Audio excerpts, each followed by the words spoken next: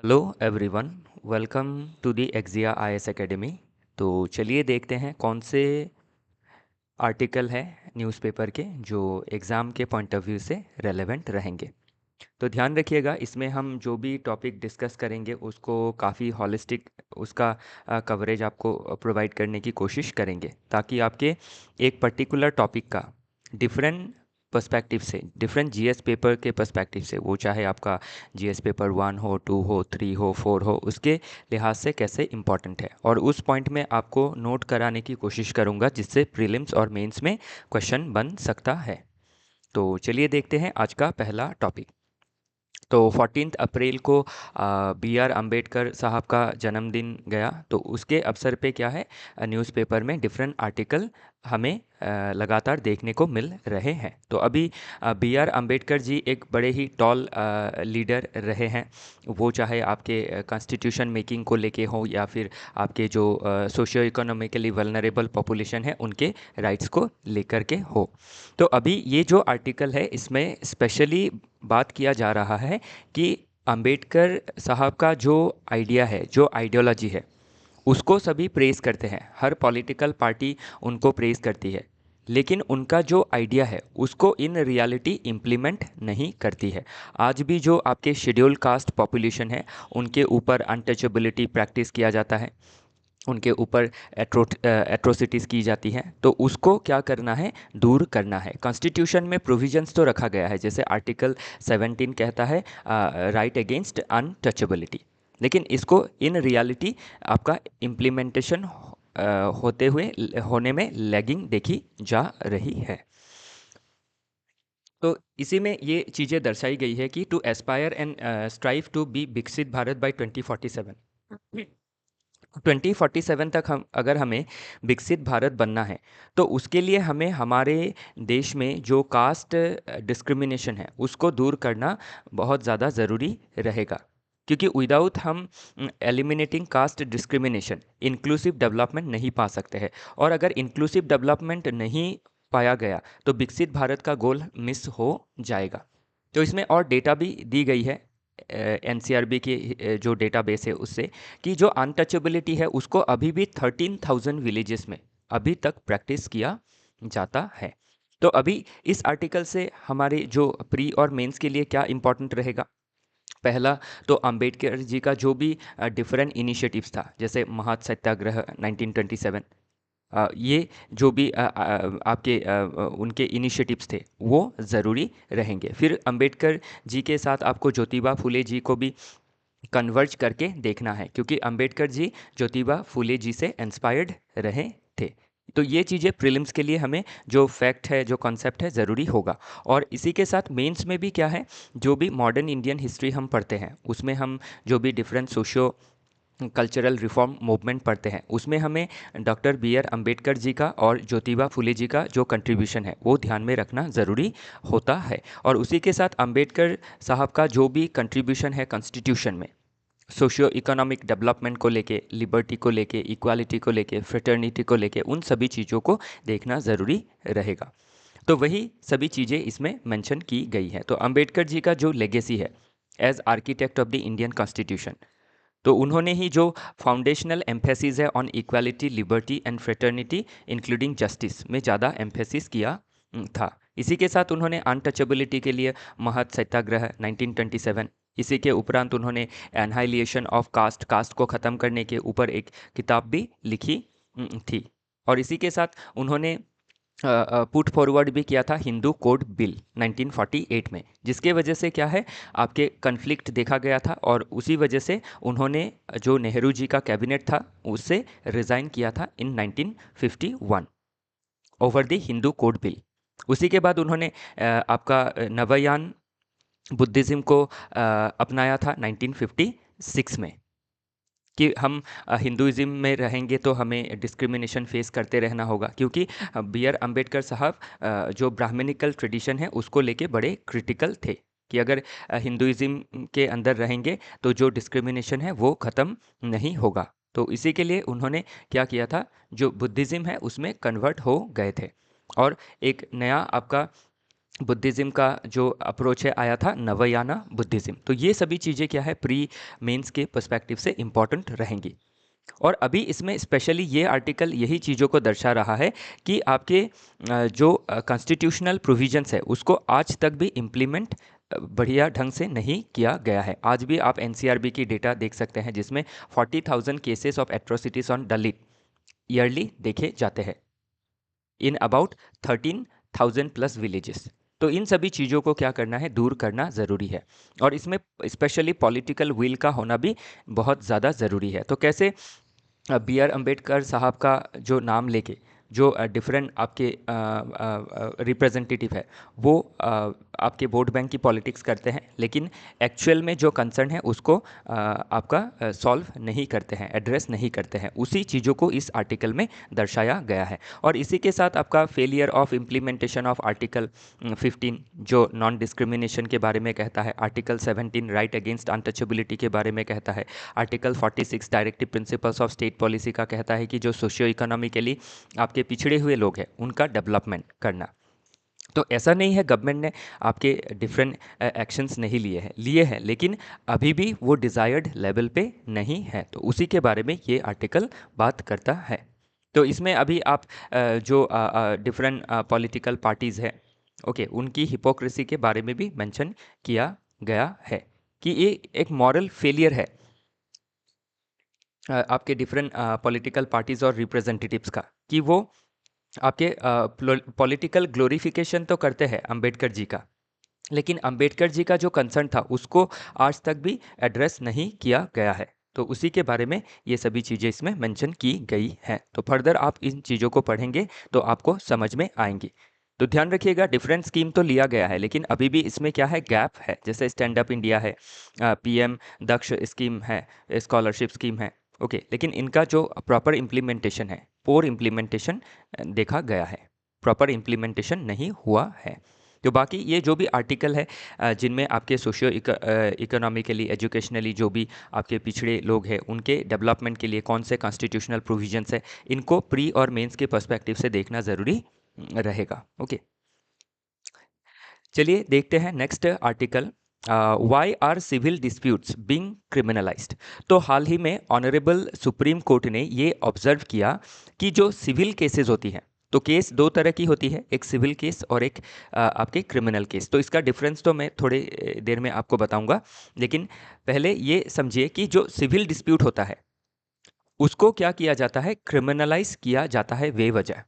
ये चीज़ हाल ही में आपके सुप्रीम कोर्ट के जस्टिस साहब संजीव खन्ना जी ने ऑब्जर्व किया है और इसको क्रिटिसाइज भी किया है। स्पेशली उत्तर प्रदेश गवर्नमेंट को इसमें क्रिटिसाइज किया गया है कि सिविल डिस्प्यूट्स को क्यों क्रिमिनल केसेस में कन्वर्ट करना है। इससे जो आपके क्रिमिनल जस्टिस सिस्टम है उसमें आपकी बहुत परेशानी आ जाती है, केसेस का जो बैकलॉग है वो बढ़ जाता है, जो आपके अंडर ट्रायल्स की संख्या है वो बढ़ जाती है, जुडिशरी के ऊपर जो ट्रस्ट है वो इरोड होता है।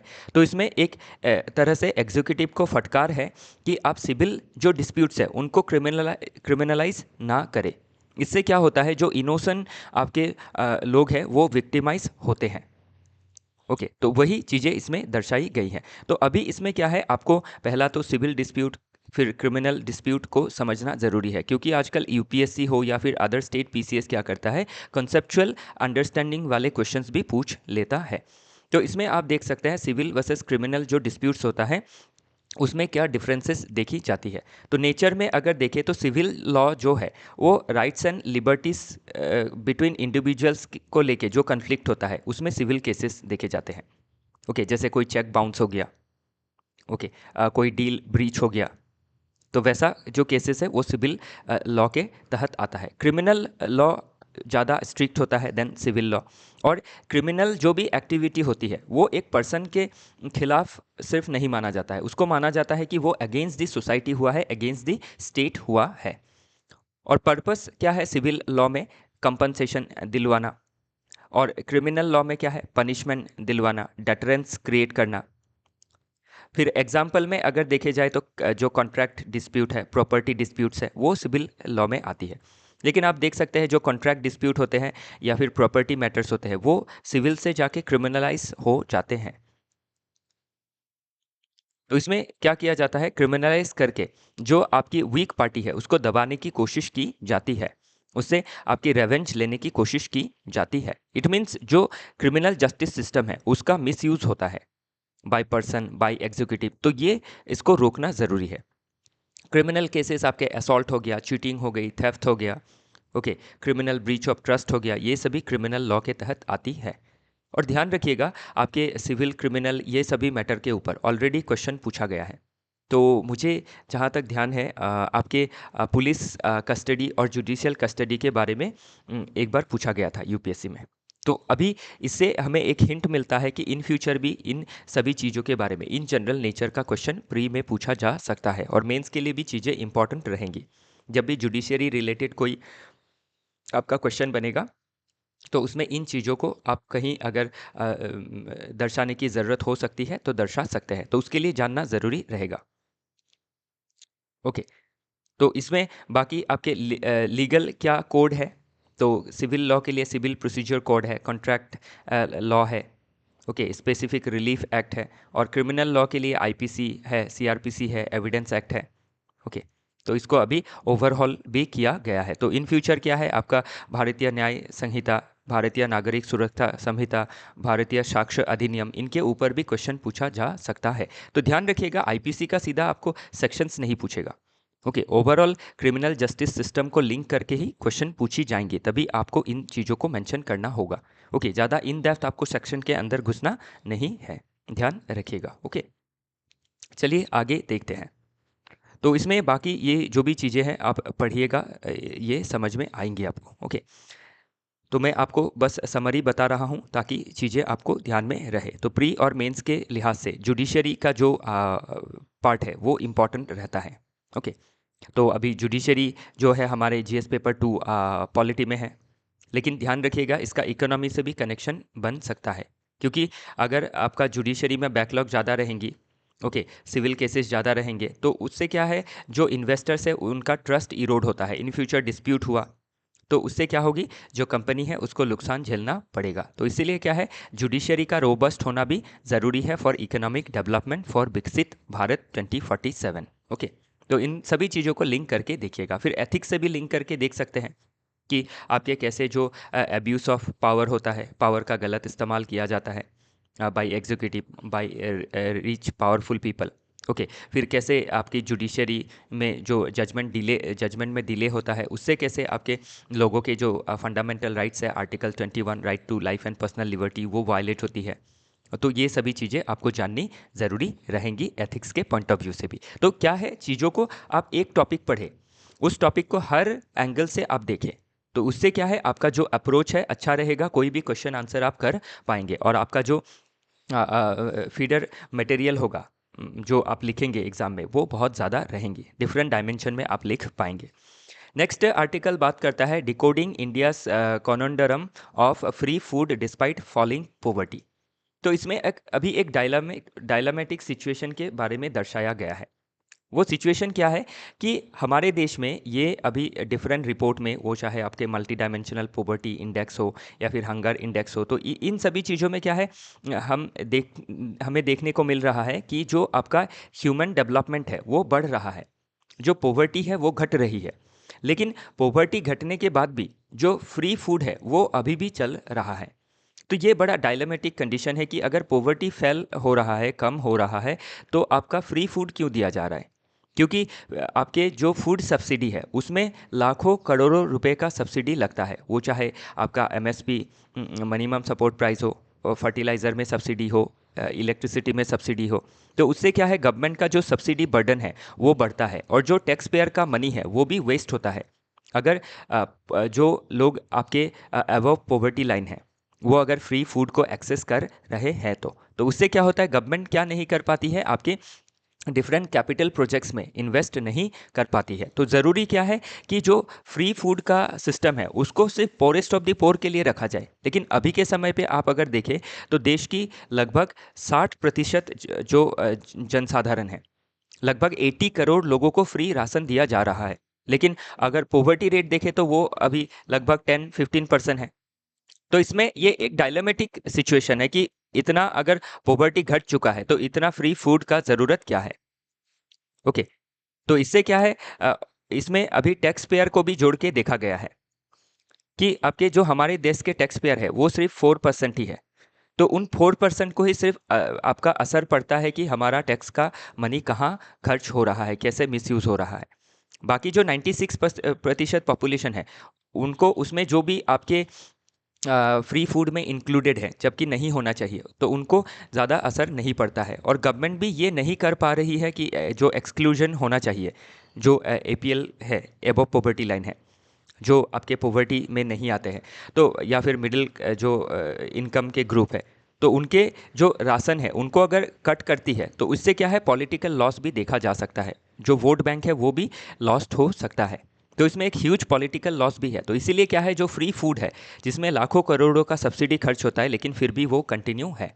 तो अभी ध्यान रखिएगा, आपके फूड सब्सिडी को लेके फिर आपके फूड सिक्योरिटी को लेके क्वेश्चन बनते रहते हैं। तो इसमें आपको ये जो टॉपिक है ये एक आप डायनामिज्म प्रोवाइड करेगा। ओके, तो क्या क्या प्रॉब्लम देखी जाती है? इंक्लूजन एरर देखा जाता है। इंक्लूजन एरर मतलब जिन लोगों को इंक्लूड नहीं करना था वो इंक्लूड हो गए हैं। तो इंक्लूजन एरर में लगभग 40% जो जनता है वो आपकी इंक्लूड नहीं होनी चाहिए, उसमें इंक्लूजन एरर देखा गया है।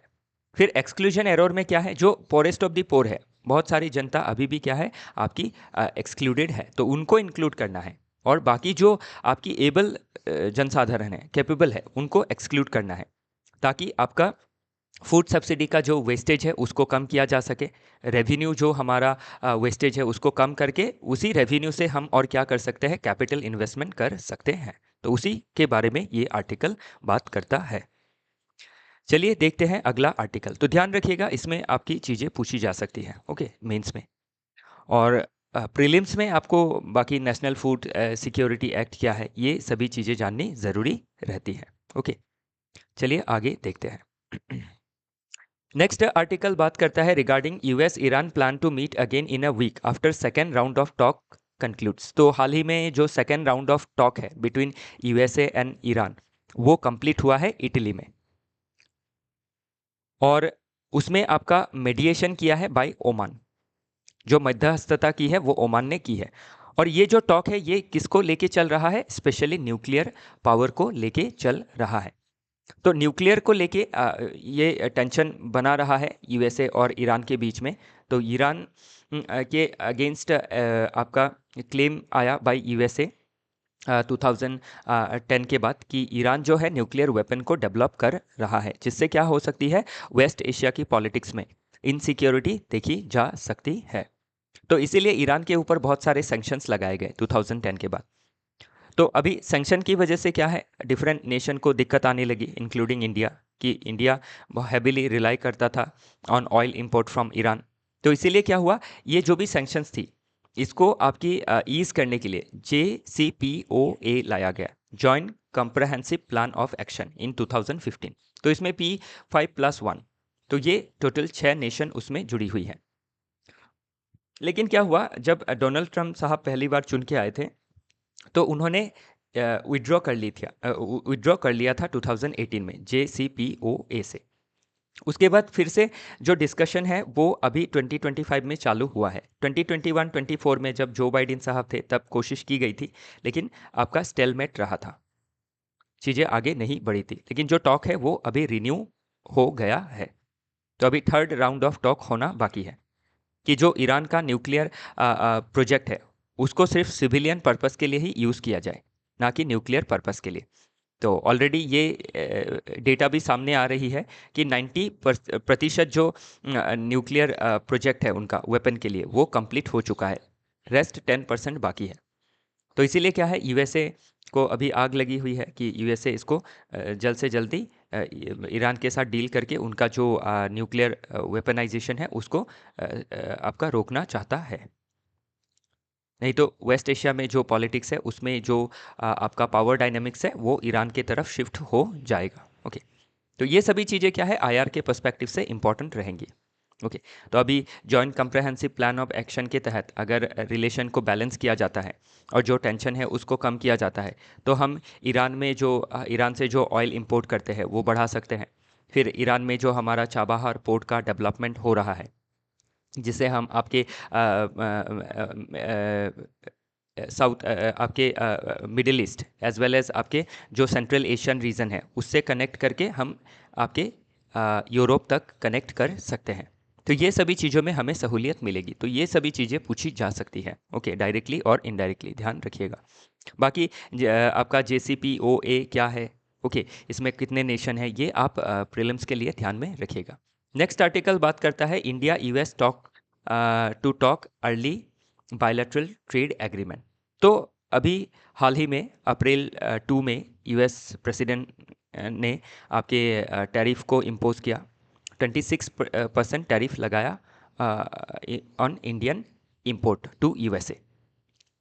तो अभी इसके वजह से क्या है, अभी इंडिया का जो सरप्लस है विथ USA, तो इंडिया बहुत ज़्यादा ट्रेड करता है विथ USA और उसमें हमारा ट्रेड सरप्लस रहता है। इट मीन्स हम ज़्यादा एक्सपोर्ट करते हैं देन इंपोर्ट। तो उसके लिए क्या है, अभी हमें दिक्कत आने वाली है, क्योंकि आपका 2 अप्रैल को आपका टैरिफ बढ़ाया गया। फिर मुझे जितना तक ध्यान है 10 अप्रैल को इसको इसमें मॉरेटोरियम लगा दिया गया फॉर 90 डेज़। तो इन्हीं 90 डेज़ के अंदर क्या करना है, हमें बायलैटरल टॉक एग्रीमेंट करके हमारा जो एक्सपोर्ट है उसको प्रोटेक्ट करना ज़रूरी रहेगा। अदरवाइज़ क्या है, ये आपका मल्टीपल प्रॉब्लम को क्रिएट करेगा हमारा एग्रीकल्चर में, हमारे इंडस्ट्रियल सेक्टर में और सर्विसेज सेक्टर में। तो ये जो आर्टिकल है ये आपके IR के पॉइंट ऑफ व्यू से, इकोनॉमी के पॉइंट ऑफ व्यू से, इंटरनेशनल ट्रेड के पॉइंट ऑफ व्यू से इम्पॉर्टेंट रहेगा। और जो भी ट्रेड डील है, जो भी डिस्कशंस है, वो प्रीलिम्स में भी पूछी जा सकती है। बाकी जो भी इसमें डेटा है, तो कितने हम एक्सपोर्ट करते हैं और कितने हम इंपोर्ट करते हैं, इसके बारे में मेंशन किया गया है। तो लगभग 41.8 बिलियन ट्रेड सरप्लस है इंडिया के फेवर में, ओके। तो अगर USA का देखा जाए तो USA का बहुत सारे देशों से जो ट्रेड है वो आपके डेफिसिट में है। तो जिन देशों से डेफिसिट में है तो उन्हीं के ऊपर आपका टैरिफ इम्पोज किया गया है। लगभग 60 देशों के ऊपर टैरिफ को हाइक किया गया है, ओके। नेक्स्ट आर्टिकल बात करता है will trade war lead to import surge in India. तो इस आर्टिकल के साथ अभी जो देखा, इसी के साथ ये आर्टिकल जुड़ा हुआ है। तो इसमें ये बताई गई है कि USA अभी इंडिया के उपरांत भी चाइना के ऊपर, वियतनाम के ऊपर, कंबोडिया के ऊपर, जापान के ऊपर, साउथ कोरिया के ऊपर, बांग्लादेश के ऊपर भी बहुत सारा टैरिफ इम्पोज किया है। तो इसके वजह से क्या है, अभी इन देशों से जो सामान अमेरिका में जाता था उनको तो अभी मार्केट एक्सेस नहीं मिलेगा बिकॉज ऑफ टैरिफ।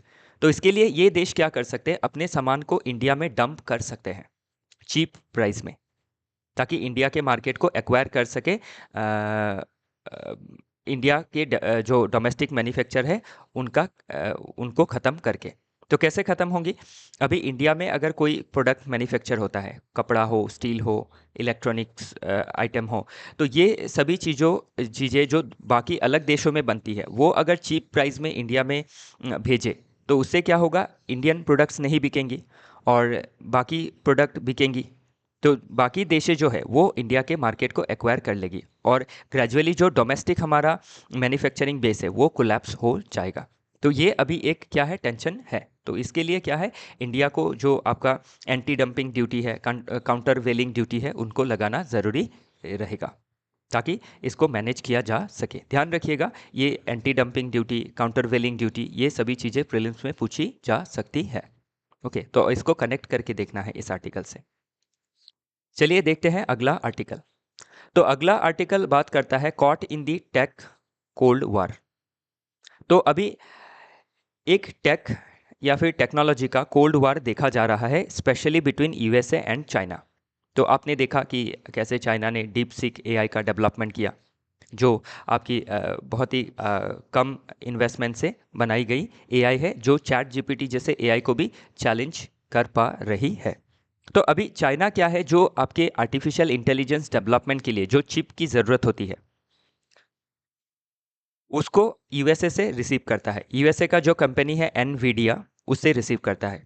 लेकिन इसके ऊपर जब जो बाइडेन साहब प्रेसिडेंट थे उन्होंने इसके ऊपर रोक लगाई थी और कहा था कि जो आपके हाई टेक्नोलॉजी चिप है उसको चाइना में एक्सपोर्ट ना करे, उसकी जगह में जो चीप आपके या फिर लेस पावरफुल चिप है H20 चिप, उसको एक्सपोर्ट करे। लेकिन हाल ही में ट्रम्प साहब ने जो H20 चिप है उसके ऊपर भी रेगुलेशन लाया है। तो इससे आप देख सकते हैं कि एक टेक्नोलॉजिकल वार चल रहा है, जैसे कोल्ड वार के समय चल रहा था बिटवीन रशिया एंड यूएसएसआर, आज के समय पे रशिया कहा जाता है, जो यूएसएसआर एंड यूएसए के बीच जो कोल्ड वार था, वैसा ही एक टेक्नोलॉजिकल कोल्ड वार चल रहा है बिटवीन यूएसए एंड चाइना। तो अभी इससे इंडिया को क्या मदद मिल सकती है कि जो एनवीडिया कंपनी है उसका तो देखा जाए तो लॉस ही है, क्योंकि चाइना में वो बहुत ज़्यादा एक्सपोर्ट करता था। तो एनवीडिया अभी क्या कर सकता है, इंडिया जैसे मार्केट को एक्सप्लोर कर सकता है, इंडिया के मार्केट में इन्वेस्टमेंट करने की एक आपकी पोटेंशियलिटी देखी जा सकती है। तो वैसे आप इंडिया का इंटरेस्ट इसमें देख सकते हैं। बाकी चीज़ें आप पढ़िएगा, आपको समझ में आएंगी। ओके, नेक्स्ट आर्टिकल बात करता है, does the planet K2-18b show sign of life. तो हाल ही में जो यूएसए का आपका केपलर स्पेस टेलीस्कोप है, उसने आपका ये दर्शाया है कि आपका K2-18b जो एक्सो प्लैनेट है। तो एक्सो प्लैनेट क्या होता है, जो planet outside the solar system होता है। तो हमारे सोलर सिस्टम में टोटल 8 प्लैनेट है, प्लूटो को ड्वार्फ प्लैनेट माना जाता है, तो प्लैनेट की कैटेगरी से आउट है। तो ये जो सोलर सिस्टम में जो आपके 8 प्लैनेट है, इसके अलावा भी इसके बाहरी दुनिया में आपके जो प्लैनेट होते हैं उसको एक्सो प्लैनेट कहा जाता है। तो वैसा ही एक एक्सो प्लैनेट है K2-18b। तो इसको केपलर टेलीस्कोप ने डिस्कवर किया था 2015 में, लेकिन हाल ही में ये चर्चे में है क्योंकि इसमें आशंका जताई जा रही है कि ये हैबिटेबल बन सकता है ह्यूमन के लिए। लेकिन अभी ये कंक्लूसिवली नहीं कहा गया है, जस्ट ये आपकी आपका स्पेक्यूलेशन की तरह ही है। ओके, तो इसका साइज कितना है, 5.2 times wider and 9 times more massive than earth है। ओके, और इसमें आपका रेडिएशन है और डिफरेंट जो गैसेस होती है जो ह्यूमन हैबिटेशन के लिए ज़रूरी है, वो देखी गई है। ओके, उसको ऑब्जर्व किया गया है। तो उसके हिसाब से ही ये कहा जा रहा है कि ये ह्यूमन हैबिटेशन के लिए इम्पॉर्टेंट हो सकता है इन फ्यूचर में। अभी इससे क्या एग्जाम में बन सकता है, तो ये प्रीलिम्स के लिए इंपॉर्टेंट हो जाता है। ऐसे जो डिस्कवरीज होती है वो आपकी प्रीलिम्स में पूछी जा सकती है। तो K2-18b क्या है, आपका एक्सो प्लैनेट है। ओके, और ये आपका कितना दूर है, 124 लाइट ईयर्स अवे है। फिर आपका ये आपका कितना साइज़ इसका अर्थ से छोटा है या बड़ा है, ये आपका स्टेटमेंट में पूछा जा सकता है। किसने इसको फर्स्ट डिस्कवर किया था, केपलर्स के स्पेस टेलीस्कोप, तो ये नासा का टेलीस्कोप है। ओके, तो जो जैसे हम जेम्स वेब टेलीस्कोप के बारे में पढ़े थे पास्ट में, तो James Webb telescope NASA, European space agency और कैनेडियन स्पेस एजेंसी के द्वारा बनाया गया है। तो ये सभी चीज़ें प्रीलिम्स में पूछी जा सकती है। और प्लस साइंस एंड टेक्नोलॉजी के डेवलपमेंट में कोई अचीवमेंट में अगर क्वेश्चन पूछा जाता है बाय डिफरेंट स्पेस एजेंसीज, तो ये सभी चीज़ें आप मेंशन कर सकते हैं, ध्यान रखिएगा। बाकी इसमें कहा गया है कि आपका जो पोटेंशियल हाइसिन वर्ल्ड है आपका इस एक्सोप्लैनेट में K2-18b में। तो अभी हाइसिन क्या होता है, आपका हाइड्रोजन प्लस ओशन। तो इसकी प्रोबेबिलिटी जताई गई है। अगर हाइड्रोजन एंड ओशन है तो वाटर का सोर्स आपका आ गया। इसके अलावा भी मीथेन का मीथेन गैस है, ये भी आपका स्पेकुलेट किया गया है। तो इससे अभी क्या है, अगर मीथेन है तो इससे ये मतलब निकलता है कि उसमें कुछ लाइफ फॉर्म हो सकती है। ओके, तो ये सभी चीज़ें क्या है, प्रीलिम्स के लिए इंपॉर्टेंट रहेगी, हाइसिन। ओके, फिर आपका जो टेलीस्कोप का नाम है और जो अभी बताया था James Webb satellite telescope, space telescope, तो ये चीज़ें भी देख लीजिएगा। ओके, प्रीलिम्स में पूछी जा सकती है। नेक्स्ट आर्टिकल बात करता है अबाउट सुबनसिरी डैम के बारे में, जो आसाम अरुणाचल बॉर्डर के बीच में बना है। तो इसमें अभी इसका कैपेसिटी कितना है, 2000 मेगावाट। तो वन ऑफ दी आपके हाईएस्ट या फिर लार्जेस्ट प्रोजेक्ट है। तो इससे अभी क्या करनी है, आपका इलेक्ट्रिसिटी प्रोड्यूस होगा, लेकिन इलेक्ट्रिसिटी प्रोडक्शन से जो नॉर्थ ईस्ट का जो आपका पावर सप्लाई है उसको बढ़ाया जा सकता है, एनर्जी सिक्योरिटी प्राप्त की जा सकती है। लेकिन टेंशन क्या है कि आपके बायोडाइवर्सिटी के ऊपर, ह्यूमन बीइंग के ऊपर इसका नेगेटिव असर पड़ सकता है। तो उसी को लेके इसमें चिंता जताई गई है कि इकोलॉजिकल फ्रेजालिटी देखी जा सकती है इसमें। फिर आपके डिज़ास्टर वल्नरेबिलिटीज़ हो सकती है, फ्लैश फ्लड आ सकता है। ओके, और आपके ह्यूमन प्लस वाइल्ड पॉपुलेशन को इम्पैक्ट कर सकता है। सेडिमेंट्स की आपकी दिक्कतें देखी जा सकती है, सेडिमेंट का जो लोड है वो बढ़ सकता है। तो ये सभी टेंशन इसमें जताई गई है। तो ये आपके नॉर्थ ईस्ट के डिफरेंट जो स्टेट पीसीएस एग्जाम है उसके लिहाज से इम्पॉर्टेंट रहेगा। और ओवरऑल हाइड्रो पावर प्रोजेक्ट के रिगार्डिंग अगर क्वेश्चन पूछा जाता है तो उसमें ये चीज़ें आप लिख सकते हैं। तो इसमें अभी प्रीलिम्स के लिए क्या है, ये कहाँ बसा हुआ है, सुबनसिरी रिवर के ऊपर जो लार्जेस्ट ट्रिब्यूटरी है आपका ब्रह्मपुत्र का, और ये आपका नॉर्थ बैंक ट्रिब्यूटरी है या फिर राइट बैंक ट्रिब्यूटरी है। तो ये सभी चीज़ें प्रीलिम्स में पूछी जा सकती है। और जो आपका सुबनसिरी डैम है इसको कौन आपका इसको कंस्ट्रक्शन किसने किया है, एनएचपीसी ने। कितना ये मेगावाट का है, 2000 मेगावाट का है। तो ये सभी चीज़ें आपको ध्यान रखनी ज़रूरी है। और इसको लोग लेके बहुत सारे प्रोटेस्ट भी देखे गए हैं, स्पेशली असम में। ओके, और इसी के साथ जो डिफरेंट लॉ है उसका लीगल डायमेंशन भी आप इसमें देखना आपको ज़रूरी रहता है। Environment protection act 1986, forest conservation act 1980, क्योंकि एनवायरनमेंट के ऊपर, फॉरेस्ट के ऊपर, वाइल्ड लाइफ के ऊपर, इसका वाटर के ऊपर इसका नेगेटिव असर रहेगा। तो इसीलिए EPA act, forest conservation act, wild life protection act, water prevention and control of pollution act 1974, जिसके तहत सीपीबीसी को भी बनाया गया है, सेंट्रल पोल्यूशन कंट्रोल बोर्ड। तो ये सभी चीज़ें प्रीलिम्स में पूछी जा सकती है। नेक्स्ट है आपका नेशनल ग्रीन ट्रिब्यूनल एक्ट 2010, जिसके तहत एनजीटी को बनाया गया है। तो ये प्रीलिम्स प्लस मेंस सभी के लिए इंपॉर्टेंट रहेगा। नेक्स्ट आर्टिकल बात करता है about India Middle East Europe economic corridor. तो India Middle East Europe economic corridor, इसका आइडिया G20 का जो समिट था 2023 में, उसमें लॉन्च किया गया था। और हाल ही में ये चिंता दर्शाई गई है कि इजराइल और पैलेस्टाइन कन्फ्लिक्ट में या फिर कन्फ्लिक्ट की वजह से ये प्रोजेक्ट स्टॉल्ड हो सकता है। लेकिन हाल ही में आपके सऊदी अरबिया ने ये कहा है कि ये स्टॉल्ड नहीं रहेगा, और ये जो भी कन्फ्लिक्ट है, इजराइल पैलेस्टाइन कन्फ्लिक्ट, ये इसमें असर नहीं डालेगा। ओके, और ये कंटिन्यू रहेगा। तो और इसी के साथ क्या है, आपके इंडिया भी विज़िट, इंडिया के पीएम साहब भी आपके सऊदी अरबिया को विज़िट करने वाले हैं कल, अप्रैल 2023। ओके, तो ये इसके बाद देखना होगा कि क्या डेवलपमेंट होता है। बाकी India Middle East Europe economic corridor से क्या होगा, आपकी economic connectivity, green energy transition, इन सभी चीज़ों में मदद मिलेगी। ओके, तो उस लिहाज से ये इंपॉर्टेंट रहेगा, इकोनॉमी के पॉइंट ऑफ व्यू से, स्ट्रैटेजिक पॉइंट ऑफ व्यू से, डिप्लोमेटिक पॉइंट ऑफ व्यू से, ग्रीन एनर्जी ट्रांजिशन के पॉइंट ऑफ व्यू से। ओके, मेंस में पूछा जा सकता है। और प्री के पॉइंट ऑफ व्यू से बाकी जो आपकी आईएमएसी का जो आइडिया है वो कब आपका कंसीव हुआ, ये सभी चीज़ें जाननी ज़रूरी रहेंगी। G20 क्या है ये थोड़ा बहुत देख लीजिएगा। ओके, चलिए देखते हैं next article, India China relation at 75 uncertain throw. तो इसमें अभी क्या है, इंडिया चाइना का जो रिलेशन है उसका 75 ईयर्स में कंप्लीट हुआ है, या 75 ईयर्स कंप्लीट हुआ है। लेकिन इन 75 ईयर्स में, तो पहले तो 1960s तक रिलेशन ठीक ही थे, हिंदी चीनी भाई भाई का कॉन्सेप्ट चल रहा था। लेकिन हमने आपका चाइना का जो रिलेशन है उसको, या फिर जो पावर है उसको हमने, या फिर जो इंटेंशन है उसको हमने अंडर एस्टिमेट किया उस समय के लीडरशिप ने। तो उसकी वजह से 1962 में हमें इंडो चाइना वार देखने को मिली। और अभी तक जो बॉर्डर इशू है आपके वेस्टर्न सेक्टर में, लद्दाख में के अक्साई चीन को लेके, देन गलवान वैली क्लैश भी देखा गया। फिर आपके ईस्टर्न सेक्टर में अरुणाचल प्रदेश को लेके बॉर्डर डिस्प्यूट है। फिर आपके जो धर्म गुरु है दलाई लामा जी, उनको लेके भी क्या है, इंडिया चाइना के बीच डिस्प्यूट देखा गया है। प्लस चाइना का जो आपका आउटराइट सपोर्ट है टू पाकिस्तान अगेंस्ट इंडिया, वो भी एक आपका बोन ऑफ कंटेंशन देखा गया है बिटवीन इंडिया एंड चाइना।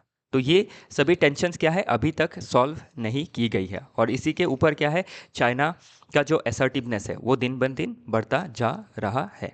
तो ये सभी चीज़ें इसमें मेंशन की गई हैं। तो क्या हम कैसे जो रिलेशन है उसको ठीक कर सकते हैं। ओके, और रिलेशन ठीक होने से कौन कौन सी सहूलियत दोनों देशों को मिल सकती है, ये सभी चीज़ें इसमें मेंशन की गई है।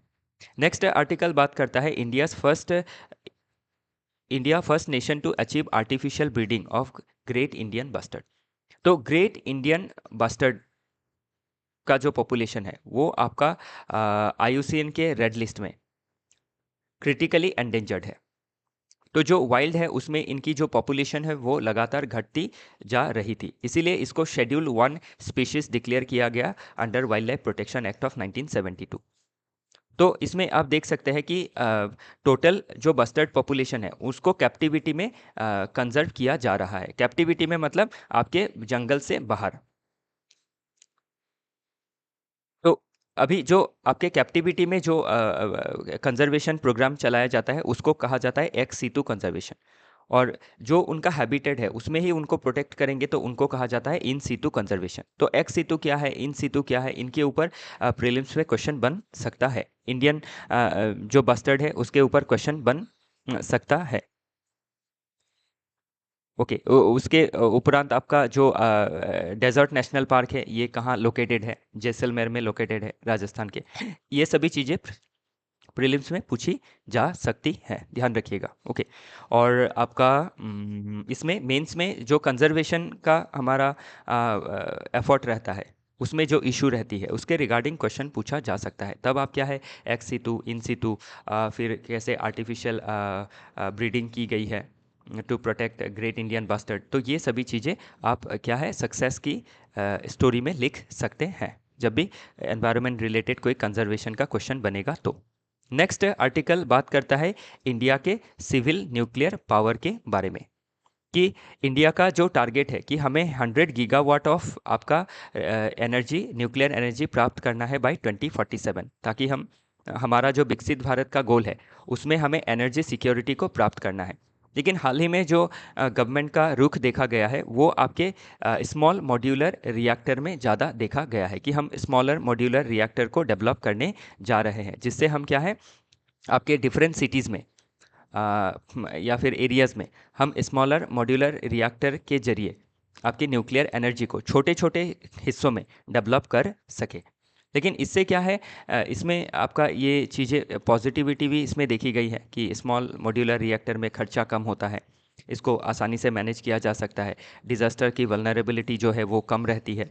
लेकिन प्रॉब्लम क्या है, जो हम चाह रहे हैं 100 गीगावाट का एनर्जी, उसके लिए हमें क्या करना है, लार्ज रिएक्टर्स पे भी ध्यान देना होगा। वही सभी चीज़ें इसमें मेंशन की गई है, तो ध्यान रखिएगा। बाकी जो न्यूक्लियर फ्यूल होते हैं डिफरेंट, उसके बारे में भी मेंशन किया गया है, जैसे यूरेनियम 238, यूरेनियम 233, तो इनके ऊपर भी कभी प्रीलिम्स में क्वेश्चन पूछा जा सकता है। थोरियम 232। ओके, तो इंडिया के पास लार्जेस्ट रिजर्वर है थोरियम का, तो ये सभी चीज़ें प्रीलिम्स में बन सकती है। नेक्स्ट आर्टिकल बात करता है the mercantile side of Buddhism. तो किस तरह से बुद्धिज्म के सर्ज में, डेवलपमेंट में जो मर्चेंट कम्युनिटी है, बिजनेस कम्युनिटी है, उन्होंने मदद की थी, और किस तरह से बुद्धिज्म ने भी जो मर्केंटाइल कम्युनिटी है उनको आपका अडॉप्ट किया था बुद्धिज्म में और उनको रिकॉग्नाइज किया था, उसके बारे में ये आर्टिकल बात करता है। तो अभी जब बुद्धिज़्म का सर्ज हुआ था तो हम एंशियंट हिस्ट्री में ये पढ़ते हैं कि बुद्धिज़्म में आपके जो शूद्र वर्ण के लोग हैं, जो हमारा वर्ण सिस्टम एंशियंट समय में हम पढ़ते हैं। ओके, तो उसमें जो वर्ण सिस्टम में जो शूद्र लोग हैं या फिर जो वैश्य लोग हैं, जो आपके ट्रेडिंग कम्युनिटी के लोग हैं, तो उनको सोसाइटी में रिकॉग्निशन नहीं मिली थी। तो इसीलिए क्या है बुद्धिज़्म ने क्या किया था, सबको आपके ओपन आर्म से एम्ब्रेस किया था, सभी को अपनाया था।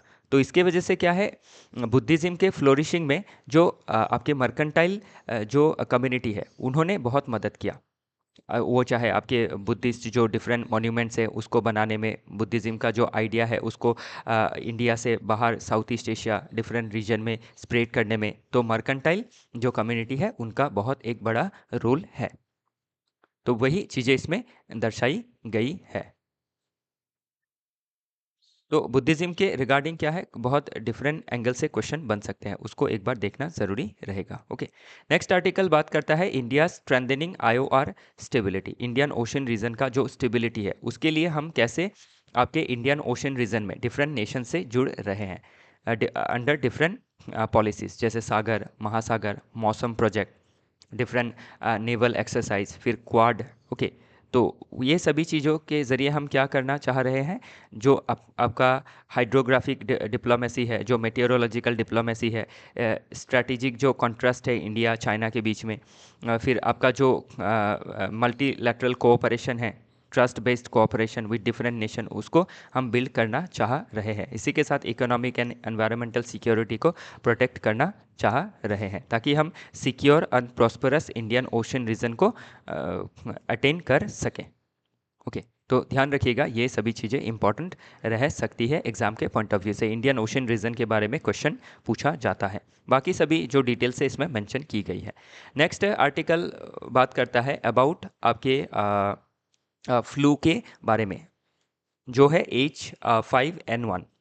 तो H5N1 के बारे में इसमें डिस्कस की गई है कि कैसे H5N1 जो वायरस है वो आपके एनिमल से ह्यूमन के अंदर आ सकता है।